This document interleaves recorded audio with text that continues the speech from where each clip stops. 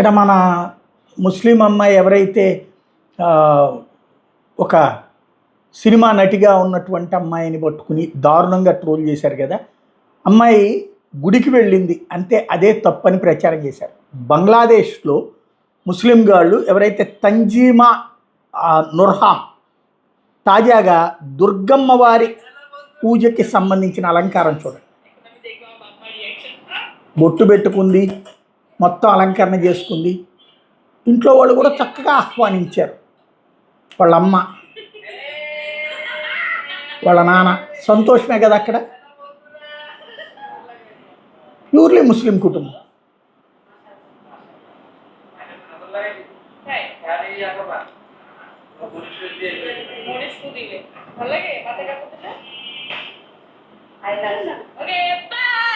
అక్కడ లేనిది ఇక్కడ వచ్చేటప్పటికి ఎందుకు వచ్చింది అన్నటువంటిదే. అంటే ఇంత అసహనం ఇక్కడే పెరుగుతోంది, అది ఇక్కడ గుర్తుపెట్టుకోవాలి.